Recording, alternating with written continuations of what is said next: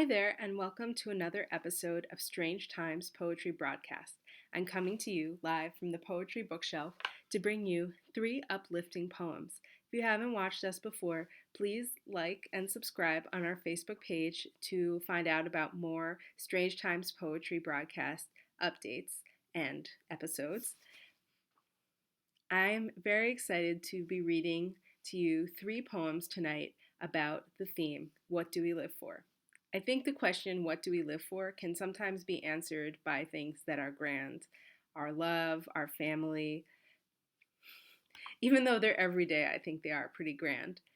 But sometimes those things are also just momentary, fleeting, something beautiful, something that makes us smile. It doesn't always have to be the grand pieces and structures of our lives. Sometimes the things we live for can also be the small moments and how they accumulate. And the poems that I'm reading tonight bring us a little bit of both. So the first poem that I'm going to read, if I can find it, is from Incarnadine by Mary Szybist.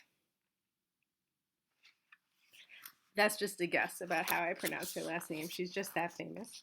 And this book, Incarnadine, won the National Book Award and was put out by Graywolf a couple of years ago. This is just a lovely poem, and I would say this falls more on the side of those small accumulated things that fill our hearts with joy. Here there are blueberries. When I see the bright clouds, a sky empty of moon and stars, I wonder what I am, that anyone should note me. Here there are blueberries, what should I fear? Here there is bread in thick slices, of whom should I be afraid? Under the swelling clouds we spread our blankets. Here in this meadow we open our baskets to unpack blueberries, whole bowl of them, berries not by the work of our hands, berries not by the work of our fingers. What taste the bright world has, whole fields without wires, the blackened moss, the clouds swelling at the edges of the meadow. And for this I did nothing, not even wonder. You must live for something, they say. People don't live just to keep on living. But here is the quince tree, a sky bright and empty. Here there are blueberries. There is no need to note me.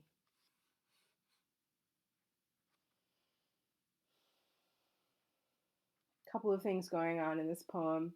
I just want to be in that space, so wide and open, just fills me with fresh air. And I love how it sounds like a prayer. Here there are blueberries. What should I fear? Here there's bread in thick slices. Of whom should I be afraid? Sounds like Psalm 23 a little bit. The Lord is with me. I do not fear. That kind of thing. And I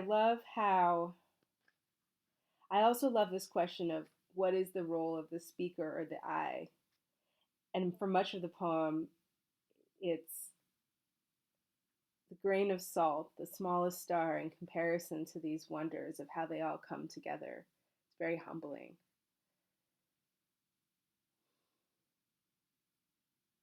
I just want to live in this poem forever, maybe at least for a week. All right. My next poem is called First Love. It's by Jennifer Franklin. Her most recent book, No Small Gift, just came out from Four Ways, and she's a local writer. She works at the Hudson Valley Writers Center, and that's how I know her, just through the community connection. And I'm really excited to read this poem. First Love. The boy beside me is not you, but he is familiar in all the important ways. I pass through life finding you over and over again, oppress you with love, and every surrogate, afflicted by my kindness, they leave me with my music. I loved you before I ever loved you.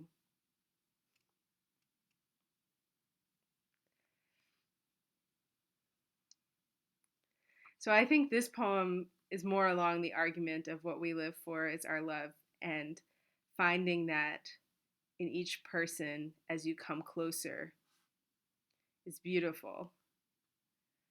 Sort of this beautiful building up to the love that's meant to be.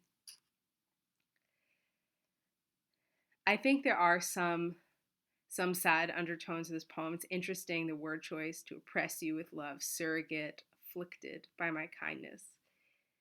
Makes me wonder if the love that's coming through all these people, it could also be a bad pattern being repeated. I don't know. But I feel some of that in there. But I think on an optimistic day, I see it as, yeah, the pieces that build towards the person we love, and then finally arriving there and realizing you've loved them. Love them before you ever loved them. Lovely. And my last poem is called At the Salt Flats, Argentina. I think one of the things that I live for beyond the grand family and love and all of those things is for traveling and for just seeing the world. It fills me with so much joy to just see nature somewhere new and doing something really strange. And of course, we can't do that right now. So I can go there in this poem. At the Salt Flats. You buy a salt heart at the shop. Read it like the rings of a tree, the warm years, lean winters, dust flow after an ancient rain. We could walk for miles in this white silence, earth perfectly preserved in poisonous wrappings. An evaporating sea scatters its crystals before joining the wind. We mime snow angels, fill our pockets to return to the worldly. That was from the Salt Flats in Salta, Argentina. The minute that we can travel, you should travel there. It is just a field of white and silence and open space surrounded by mountains. What more could you ask for right now?